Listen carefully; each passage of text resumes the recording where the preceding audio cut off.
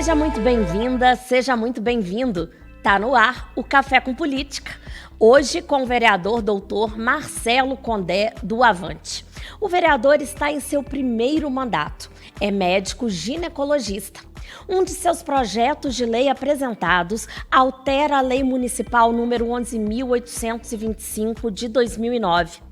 Com a mudança, ficará determinado que, abre aspas, nos locais públicos ou privados de grande concentração de pessoas, deverá ser mantido desfibrilador automático externo, DAI, conforme os critérios estabelecidos nesta lei. Fecha aspas.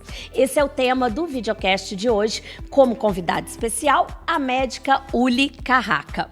Preceptora da Faculdade Suprema, em Três Rios, e coordenadora médica do SAMU-Cisdeste, a Uli se declara apaixonada pela urgência e emergência pré-hospitalar, área que ela resolveu seguir. É isso, tá na hora então de pegar aquele cafezinho para ficar ligado enquanto a gente conversa de política no município.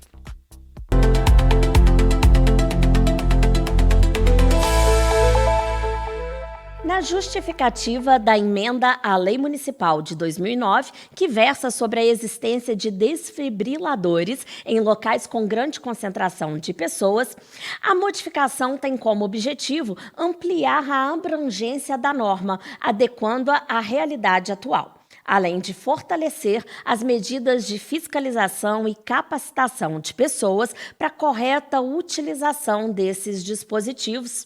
Segundo dados do Ministério da Saúde, as doenças cardiovasculares são a principal causa de morte no Brasil e a rápida intervenção com um desfibrilador pode aumentar significativamente as chances de sobrevivência.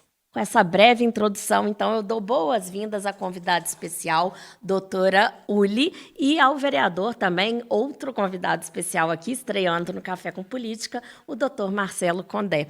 Vou começar com o doutor Marcelo, Uli, para explicar um pouco melhor para a gente, né, a motivação. A gente falou de parte dessa motivação, né, da alteração dessa norma de 2009, mas queria colocar isso aí nas palavras do senhor, na boca do senhor, e explicar um pouco para a gente melhor, né? O projeto ele prevê também capacitação, né? Por que dessa autorização agora, né? 16 anos após a publicação dessa lei que obriga a existência de desfibriladores em alguns locais da cidade. Bom, então, a você da JF TV Câmara, a doutora Yuli, a você, minha querida, nós, como médicos, né, o objetivo nosso é salvar vidas.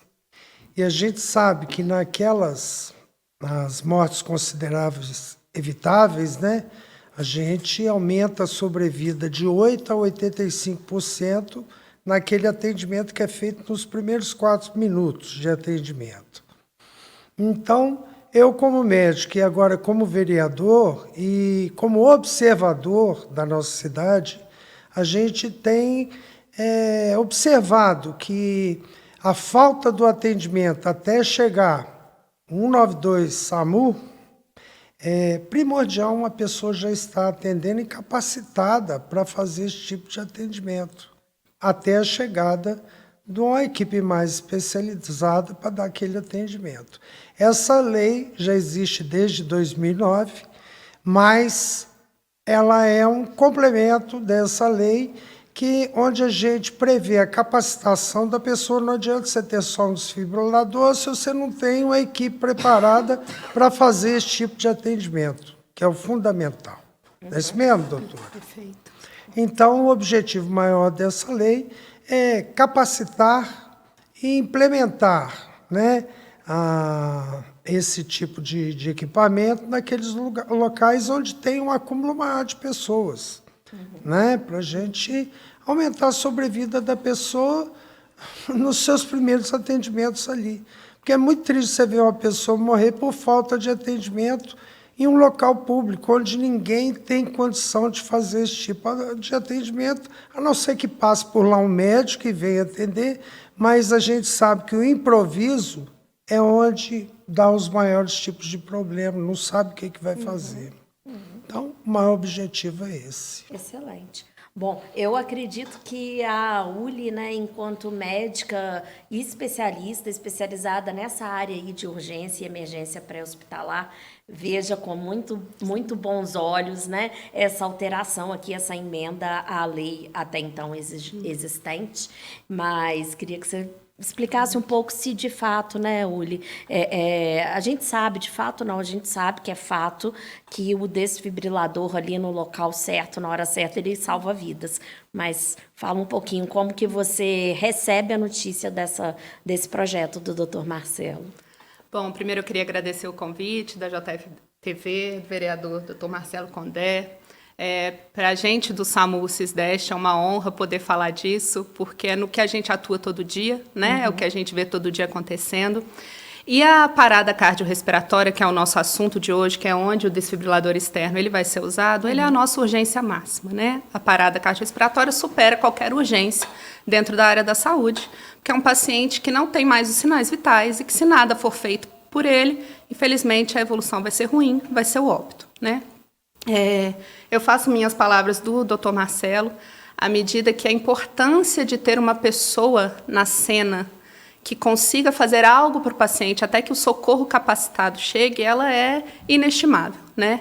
A gente fala que quando alguém liga para o 192 com um paciente nessa condição de parada cardíaca, né, que o leigo fala, que a gente fala cardiorrespiratória, é um alvoroço dentro da nossa regulação médica, tentando fazer, fica todo mundo desesperado, se a ambulância chegou, se já conseguiu atingir aquele paciente, tendo em vista que a gente sabe que a cada 1 minuto, sem nenhuma intervenção naquela vítima, diminui de 7% a 10% a chance dela ter um retorno à circulação espontânea e que a gente consiga um prognóstico bom, né? Uma saída para aquele evento. Quando a gente pensa no desfibrilador externo automático e na capacitação da população para, primeiramente, reconhecer um paciente parado, né, que isso é importante a gente saber identificar que aquele paciente está precisando do socorro com urgência e saber fazer os primeiros procedimentos, né, que incluem as compressões torácicas, que a gente conhece leigamente como massagem cardíaca, né, o treinamento disso é de vital importância. E a presença do desfibrilador, ela é, assim, um sonho nosso, gente, fundamental, porque a gente sabe que o adulto, a principal causa de parada, como você já adiantou para a gente, é a cardiovascular, são as doenças cardiovasculares. Isso significa que a maioria dos pacientes adultos, eles têm essa parada num ritmo considerado chocável, né? Para a população em geral entender, é um ritmo que responde ao choque, à desfibrilação, que é fornecida pelo DEA. Só que esse ritmo chocável, geralmente, ele dura pouco tempo, poucos minutos. E, às vezes, não dá tempo do socorro chegar, mesmo com tempo-resposta muito pequeno, não dá tempo desse socorro chegar e aplicar esse choque que aumenta muito a chance de retorno do paciente. E aí, a gente tendo essa lei agora, garantindo a presença e a capacitação desses desfibriladores nos locais de grande circulação, nós, sendo acionados no 192, nós vamos ser capazes de orientar as pessoas a colocar, a iniciar as compressões, colocar o DEA no paciente e dar muito mais chance de uma sobrevida a ele. Com Isso certeza. é fantástico. Vamos voltar muito aqui, mas eu queria perguntar para o Dr. Marcelo, lendo o projeto, né, a gente percebe que a exigência do desfibrilador não está só em locais públicos, mas também em academias de ginástica, né, clubes, locais que, no geral, a gente tem uma grande circulação de pessoas e, como está prevendo aqui o projeto do senhor, a partir de 500 pessoas, eu acredito que 500 pessoas por dia, né, circulando no determinado local, já vai haver a exigência do aparelho. E aí a gente tem as tais academias de ginástica, os ônibus, nem sempre locais públicos, né? Então, como é que você cita para a gente alguns desses locais onde vai ter essa exigência e como que foi essa escolha, né, para determinar aqui na lei onde ele seria... Antes eu vou te falar a importância maior da questão da capacitação, que é determinar a pessoa que faz o quê. Entendeu? Não adianta pessoa ter uma parada cardiorrespiratória e todo mundo acumular em volta e já não ter aquele pequeno grupo de pessoas que vão atender ali, leigamente, vamos dizer assim, mais capacitada a fazer aquilo ali, que ninguém está querendo formar cardiologista aqui, Claro. né? E nem intensivista nenhum. É cada um saber o que faz naquela hora. É o que a doutora falou. É saber, tá parado ou não tá? Tá parado, é chocável? Pronto. O que você faz? O que eu faço? O que eu tenho que o outro observar faz? aqui de sinal? Não, o que eu tenho que fazer? É cada um no seu serviço ali. Rapidamente, isso em 3, 4 minutos. Um treinamento bom para a pessoa leiga vira uma coisa, né, já sistemática, ele sabe o que vai fazer na hora que a pessoa cai ao chão, na hora que o evento acontece, que é o fundamental. E esses lugares, onde você perguntou, seriam os shoppings, supermercados, né? Importantíssimo. As academias, né? Mais supermercados, lugares onde precisa isso. Mas aconteceu, já vem aquele grupo rápido, aquele grupo de resposta imediata mesmo. E acionar um SAMU. 192 SAMU Sudeste, né? Porque é fundamental. Mas daí a importância, porque o SAMU, ele vai, na imensa maioria das vezes, via terrestre, né, aqui dentro da cidade, e está sujeito a trânsito, está sujeito a N fatores que podem causar um tempo de resposta maior do que o necessário. Então, quando você tem um aparelho que pode salvar uma vida ali, né, até o SAMU chegar, isso é, assim, imensurável, essa importância. E às vezes, né? a pessoa acha que é difícil manusear o DER, não é. Não é. Ele conversa com você.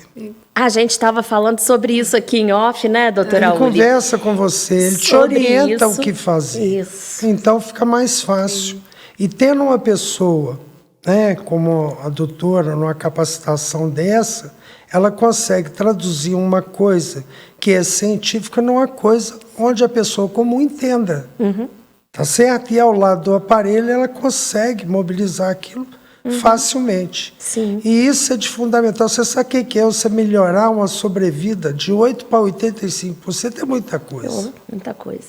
Pode evitar sequelas ali, que mesmo que a pessoa sobrevivesse, poderia Então, ter o determinadas objetivo, sequelas. como o nosso é a favor da saúde e salvar vidas, é fundamental. Acho que é o começo de muita coisa, apesar que nós temos muita coisa a resolver na saúde de Juiz de Fora. Certamente. Né? A gente sabe que as ocorrências do SAMU são grandes, o SAMU não para, e depois que o SAMU começou nesse tipo de atendimento e nessa organização que eles têm, que eu acho espetacular, isso aí tem ajudado muito. Você vê que quando a pessoa passa mal, você liga para onde? Né? É o SAMU que vem em mente a primeira coisa, né? Será que é possível os dois, a pergunta para os dois, a gente falar assim, exemplificar um pouco como é que a pessoa usaria um aparelho desse, né, o desfibrilador? E a gente estava falando também, doutor Marcelo, conversando com a Uli mais cedo, que existem diferentes tipos, né, de aparelhos desfibriladores de valores diferentes no mercado, né? Então, existe já, eu não me lembro se o projeto aqui está determinando qual tipo de desfibrilador seria exigido nesses locais. Se exige ou se isso vai ficar depois, né, para regulamentação da lei, esse tipo de detalhamento, né? Então, doutora aqui como que a gente, a nossa ideia aqui não é ensinar ninguém agora, né, durante o videocast, é sim dar uma noção de como se faz, como se manuseia, né? Mas eu acho importantíssimo que o doutor Marcelo falou, no sentido assim, às vezes a população, o leigo, eu digo leigo fora da área da saúde, né, o não profissional de saúde, ele fica com receio de usar o aparelho, mas o aparelho ele é autoexplicativo, né? Eu estava comentando anteriormente com as meninas aqui que é um aparelho muito simples de ser manuseado à medida que ele te ensina como usá-lo enquanto você está fazendo. Então, assim, a capacitação é muito importante, primariamente, para a gente conseguir reconhecer a parada cardíaca, cardiorrespiratória. O uso do aparelho, ele é autoexplicativo, a gente pode até dar uma passada rápida. Quando você liga o aparelho, ele conversa com você. Então, a pessoa tem um botão de ligar, que ele é o botão clássico, como a gente liga um computador, é o mesmo botão. E aí, quando você liga, ele conversa com você com aquela voz de GPS, né? Ele fala assim, conecte as pás no tórax do paciente. É isso mesmo. E aí você vai avançando e você consegue... Você tem o desenho de onde tem que colar as pás. Depois que você tira o adesivo, as pás são adesivas, e você cola sobre o tórax do paciente seguindo o desenho, ele vai te avisar assim, ó. Analisando o ritmo cardíaco, não toque no paciente. Sim. Ele está dizendo para o leigo que ele está lendo o ritmo daquele coração e está determinando se aquilo vai ser aplicado o choque ou não. Ou não. Não é nem a pessoa que está vai manuseando o decidir. aparelho que vai medir. Ele não vai é a ler palavra o correta. ritmo. Não é a pessoa que está usando o aparelho que vai ler o ritmo Não, cardíaco. é o próprio aparelho. Ele faz tudo E é o automaticamente. aparelho também quem vai decidir se vai ser feito o choque ou não. Ele só vai te avisar. Aí ele vai falar assim, choque indicado, carregando. Então, ele leu o ritmo do paciente e ele decidiu, com a leitura automática, de que aquilo é um ritmo chocável, que a gente chama, que a terapia do choque vai auxiliar aquele paciente. E ele dá o barulhinho de carga, e aí tem um botão com um raio, a maioria dos aparelhos, acho que até hoje todos que eu vi, era um raiozinho, que ele vai falar assim, pressione o botão piscante. E aí você está sendo informado de que quando você pressionar aquele botão, o choque vai ser aplicado. A única preocupação que a gente tem, que a gente precisa passar isso no treinamento, é que quando o choque for aplicado na vítima, não tenha ninguém encostando na vítima no Ele momento. avisa sim. também. E ele avisa, afaste-se, para todo mundo se afastar. Então, é um aparelho que a gente brinca que uma criança consegue usar. manusear. Sim. Então, assim, é um atendimento simples e que salva vidas. Então, a gente precisa que todo mundo tenha essa informação e que repasse. Perdão. Certamente. É isso aí, né, doutor Marcelo? É fundamental. E esperar o atendimento. Até melhor. uma capacitação que eu acredito que seja extremamente necessária, sim, e que deva ser refeita, né, Sim. depois de certo tempo, mas que é uma capacitação muito simples, né, que não gera, digamos assim, não gera grandes gastos ou grandes mobilizações Com para que certeza seja não. feita, né? E é igual a gente estava falando dos aparelhos desfibriladores também, eles têm aí no mercado aparelhos com alta Sim. tecnologia de preços variados, né? Isso realmente fica para a época da regulamentação da lei, né, doutor Marcelo? Essas Isso, definições. E a questão da manutenção também Exato. desse equipamento, né? Que é uma manutenção simples, né? Sim. Mas que vai ter um atestado, vai ter que ser atestado isso anualmente. Para na hora que você for ligar o aparelho, não ter problema nenhum. Certamente. Bom, é importante a gente falar também aqui, né, como utilidade pública, que todo mundo sabe disso, mas não custa a gente relembrar que, embora a gente vá passar a ter, né, devemos passar a ter aqui na cidade desfibriladores em maior número de locais, né? Os cuidados que a população deve ter. A gente estava falando aqui da importância desses aparelhos nas academias de ginástica, onde tem um público jovem grande e que pode ser, sim, uma população de risco, né, para doenças cardiovasculares. Então, assim, como prevenir, né? Como não precisar ser vítima, né, de um aparelhinho, de ser vítima de uma parada cardiovascular e precisar que esse aparelhinho seja utilizado em você, em quem está nos assistindo aqui. Primeiramente, procurar seu médico e fazer exames periódicos, né? Que é fundamental, né? Inclusive o jovem, né? Sim. Porque às vezes, naquela van de ir para a academia, e às vezes, em alguns casos, fazer uso de alguns tipos de medicações para aumentar desempenho, isso pode trazer problemas muito grandes. E são mortes que a gente considera de ser mortes evitáveis, onde o desfibrilador tem um potencial muito grande de atendimento, né? Agora, sem uma avaliação cardiológica, né, de um especialista, que no caso o cardiologista, a pessoa não deve fazer uma atividade física sem uma avaliação, né? Isso é fundamental e para a segurança própria do estabelecimento. Agora, os outros tipos de estabelecimento, não tem como, é o dia a dia, é o que pode acontecer na rua, mas a gente sabe que onde aqueles lugares têm uma concentração maior, ali você pode ter, né, um potencial risco para alguma pessoa ali. Então, é esse público que nós estamos tentando atingir. A gente pode adicionar aí também o não sobrepeso, né? A luta contra a obesidade, fumo, cigarro, né? Hábitos São todos saudáveis, hábitos né, saudáveis em que geral. todos devemos ter, correto? Alimentação, Estou né? longe de estar na área da saúde. Alimentação hoje que é fundamental, sim. né? Cada a gente vez come mais, muito processado, né? A alimentação é tudo, né? A pessoa, para ter uma boa qualidade de vida, ela própria apresenta, né? O externo dela é aquilo que ela alimenta, né? Então, procurar um nutricionista, um endocrinologista, para ter um nutricionista, para poder ter uma alimentação boa, né? E diminuir um pouco a farinha de trigo, o doce, o refrigerante, que realmente contribui para muitos problemas, né? Um dia, tudo bem. Agora, 10 dias, 10 anos, isso aí vai pesando. Então, se a gente quer envelhecer bem, né? Fazer por onde? Fazer por onde?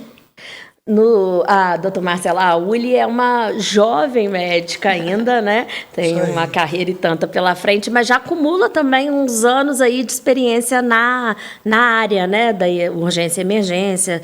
E queria saber de você, Uli, algum caso que você possa contar aqui pra gente, obviamente sem citar nome nem local, mas assim, alguma coisa interessante, né, que você já tenha presenciado de salvamento, né, utilizando aí o desfibrilador ou a falta dele também, né?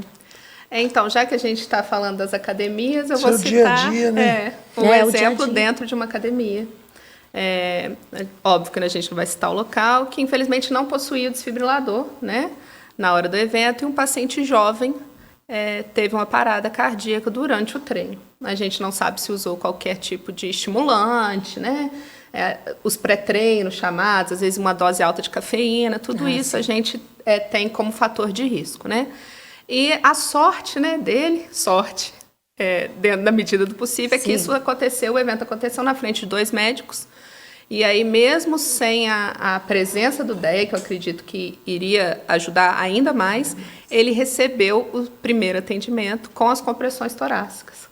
E aí, quando a nossa equipe de suporte avançado chegou, porque isso é importante que a população saiba que ter alguém capacitado na cena para prestar o socorro inicial não exime que tem alguém ligando para o SAMU. A gente precisa ser acionado de qualquer maneira, o mais rápido possível. Eu brinco, se você estiver sozinho, primeiro liga e depois inicia o atendimento, porque alguém precisa chegar para te ajudar. Então, a gente chegou nessa ocorrência e esse paciente foi chocado 5 vezes. Chocado manualmente. Né? Manualmente com o nosso desfibrilador, que não é o automático. Ah, sim, ok. Que a gente chegou com a ambulância, ele foi chocado 5 vezes. Tá, ou seja, ele parou no ritmo. Que tinham 2 médicos, né, Isso, perto mas não dele. tinha o DEA. Ah, tá. Não tinha o DEA. Então, os médicos saberiam o que fazer, mas o aparelho não estava no local. E aí, quando a gente chegou, a gente identificou que era realmente um ritmo chocável. Esse paciente foi chocado 5 vezes, entubado na academia. E ele voltou. Mesmo. E aí, a gente fala voltou, né? Quando retorna a circulação espontânea, foi levado ao hospital.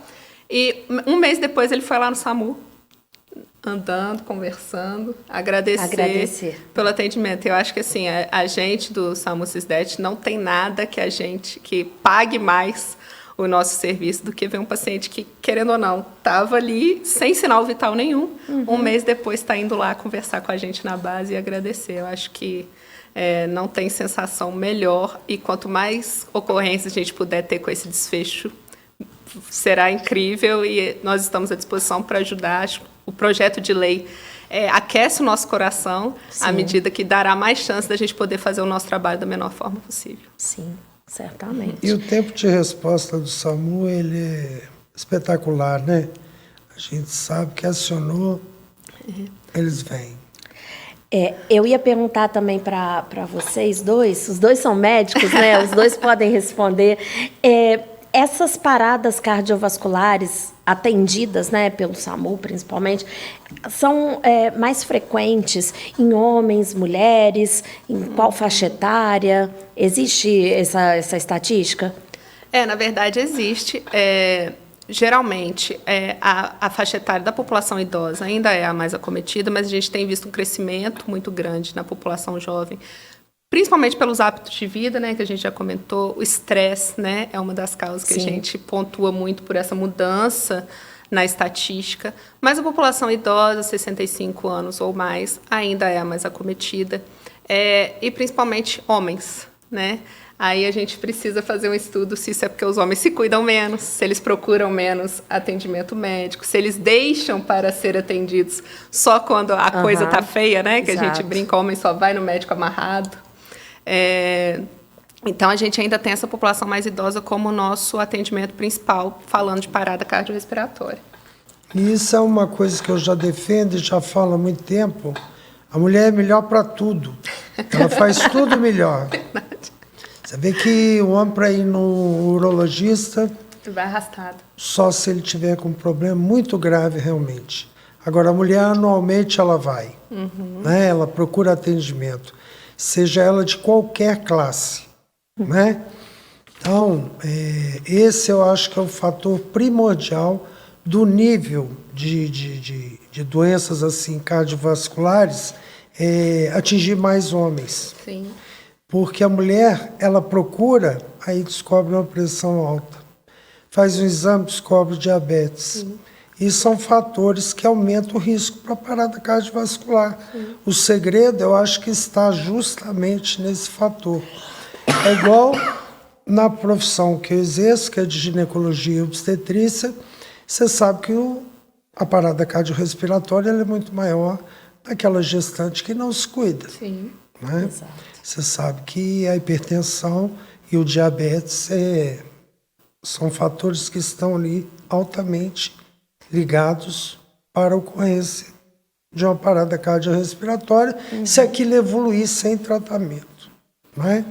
Mas, como a mulher ela procura, essa incidência, graças a Deus, ela é pequena, mas a gente tem que ficar de olho. Claro. Né? Doutor Marcelo, o senhor, na vivência aí do senhor como médico, né, nas décadas de experiência, já teve situações dessas? Já estava em algum local, né, não dentro de hospital, que tenha acontecido, alguém tenha tido uma parada? O senhor estava lá presente? Pôde? Já tive em meu consultório, já tive outros atendimentos. Com paciente no consultório? Com paciente em consultório, onde aconteceu, e se não fosse a presença desse equipamento, talvez eu não tivesse uma condição de fazer nada pela pessoa. É obrigatório, nos consultórios médicos, é obrigatório o desfibrilador? Olha, assim, eu acho que deveria. Né? Mas a obrigatoriedade... É eticamente obrigatório. Eticamente, seria moralmente bom, né? Indicado. Algumas coisas é fundamental você ter para atendimento de primeiro socorro dentro do seu consultório, né? Que é fundamental. Você vê que recentemente eu atendi uma gestante praticamente chocada no sentido de choque hipovolêmico mesmo, de tanta hemorragia que ela teve. E nesse tipo de atendimento, ela não estava chocada, não havia necessidade de choque, né? Ela não tinha parado ainda, mas ia ter. A sorte realmente foi o atendimento de outras pessoas que pudessem levar ela para o hospital, porque ela estava grávida, era um descolamento de placenta gravíssimo, mas a gente contou com um atendimento bom do SAMU, um atendimento bom no hospital, onde a coisa encaixa, normalmente você consegue resolver o problema da pessoa. Então, eu acho que é tudo uma coisa interligada uma à outra. Sim. Né? E é bom a gente jogar luz nessa necessidade mesmo do médico socorrista, intervencionista, não sei qual seria o termo ideal aí para termo correto, né? Atendimento médico ali, do atendimento pré-hospitalar mesmo, né? Como que é importante, que às vezes as pessoas chamam o SAMU, acham que não tem necessidade, vamos levar, põe no carro, vamos levar para o hospital, mas é uma figura, é uma especialidade médica de suma importância, né, doutor Marcelo? Não vamos que salva vidas. Isso, né, porque é fundamental. Para a última pergunta minha, para a gente ir para as considerações finais, eu estou lembrando aqui, pensando em filmes e tal, que a gente vê. Tanto que a Uli falou aqui no exemplo que ela deu da academia, que não tinha desfibrilador, tinha 2 profissionais lá, mas o choque mesmo ele só foi feito quando o SAMU chegou. A gente vê em filmes, em algumas coisas, novela, aquilo de colocar as mãos sobrepostas e ficar. Isso não é recomendado, é recomendado. Quem pode fazer, quem não pode. Se num treinamento, um treinamento para leigos, isso também é passado, essa massagem, não sei se chama massagem cardíaca, né? Feita com as mãos, como é que é? Na verdade, o pilar do atendimento do suporte básico de vida que a gente fala são compressões torácicas eficazes, que são chamadas de massagem cardíaca, né? A desfibrilação precoce dos ritmos chocáveis e a ventilação quando chega a nossa equipe de suporte básico. Mas para o leigo, a gente foca nas compressões torácicas eficazes, que é o que salva a vida do paciente, né? O que acontece? O nosso coração é uma bomba que faz ejetar o sangue, circular pelo corpo e mantém a nossa vitalidade. Um músculo que funciona ali bombeando, como uma bomba. Né? Quando essa bomba falha, a gente precisa manualmente, enquanto o socorro não chega, manter essa bomba em funcionamento com o objetivo mesmo de fechar essa bomba e deixá-la retornar, expandir, para a gente manter a circulação desse paciente. Então, o nosso pilar principal é a compressão torácica, seguida pela desfibrilação precoce. Okay. Então, a massagem, né, que o leigo chama, é também ensinada nesses cursos de capacitação para o reconhecimento e o atendimento inicial das paradas cardiorrespiratórias. Excelente. O que não substitui o equipamento, né? Isso. Excelente. Porque é ele que vai te orientar. Isso. Sim. Doutor Marcelo, vamos aí então para as palavras finais. Como eu disse aqui mais cedo, o projeto de lei foi bem recebido aqui na casa, já tramitou, já foi votado, agora tá aí, vai para a apreciação do Executivo Municipal, da Prefeitura, né? As expectativas do senhor, né, autor desse projeto de lei, em relação agora a essa sanção pela prefeita Margarida Salomão. Bom, se Deus permitir, né? Porque sem Deus permitir alguma coisa, nós não somos nada. A verdade é essa, né? Então, a gente tem que entender o seguinte: eu, como médico, ela médica, eu, como esse primeiro mandato como vereador, o objetivo meu vai ser focado nisso, em saúde. Onde eu puder conseguir salvar o maior número de vidas e trazer uma melhor qualidade de saúde à população, é isso que eu estou querendo. Diminuir as filas de atendimento, né? melhorar o acesso aos exames para os pacientes, né? E poder orientar, mesmo com cartilhas, divulgação pela própria TV Câmara, né? Claro. E isso, o boca a boca, isso vai conseguindo tomar uma dimensão muito grande. Essa é a mensagem que eu tenho aqui. Saúde, que sem saúde, eu vou te falar uma coisa, não tem dinheiro nenhum que paga a saúde. E você, às vezes, como jovem, só dá valor a isso quando você perde ela. Lá na frente, né? Pois é. Então, temos que ter uma qualidade de vida boa, uma saúde boa, para a gente poder caminhar. O objetivo é esse. E a ideia do mandato é realmente contribuir para a saúde, a gente está vendo isso, né? É um mandato da saúde e já está fazendo diferença. Né? Eu acho que todos os médicos que passam, já passaram pela casa e os que aqui estão dando a sua contribuição, sim, para a saúde pública. Não é vontade de ser político, né, doutor Marcelo? É vontade de contribuir politicamente para a área da saúde. A vontade maior é poder atuar naquilo que eu não conseguia unicamente só como médico. Só como médico, exatamente. Né? É louvável. Poder tramitar por alguns lugares onde você possa trazer um benefício para a população. Uli, vamos abrir aí o microfone para você também, suas palavras finais, e já te agradecendo muito pela presença. A Uli, além de uma boa médica, é extremamente didática, né? Ela fala muito bem com o público, ela explica muito bem, gostei. Parabéns. Obrigada, eu que agradeço o convite mais uma vez. Em nome do SAMU Cisdeste, eu só tenho a dizer que tudo que for feito com essa missão nobre de ajudar a salvar vidas, nós estaremos participando ativamente, estamos à disposição. Acredito que esse projeto de lei aprovado, nós vamos ter uma melhoria muito grande, vai favorecer muito os nossos atendimentos. E em nome de todo o SAMU, a gente só tem a agradecer, né, pela ideia. A ideia já deixa a gente muito feliz, a aprovação, então, é motivo de muita comemoração, né? Estamos aguardando, à disposição. Muito obrigada mesmo. E tá? vai vir mais ideia boa aí. Que seja o início de uma ótima parceria, Sim, né? isso SAMU, aí. com o mandato do Dr. Marcelo, com a saúde no geral. Dr. Marcelo, muito obrigado. Foi uma honra que esse seja o primeiro de outros tantos cafés com política aqui. Muito obrigado. Tá. Muito obrigado, doutora. A você que está assistindo a gente aí na TV Câmara. Vamos em frente, que nós temos muito a trabalhar ainda, né? Isso aí. Trabalhar é bom. Muito obrigada a você também que acompanhou este episódio do Café com Política até aqui. Lembrando que você pode rever o episódio, todos os demais episódios do Café com Política, de outros programas e reportagens da JF-TV no YouTube da Câmara Municipal de Juiz de Fora, além do 35.1 da TV aberta. Até a próxima, um forte abraço.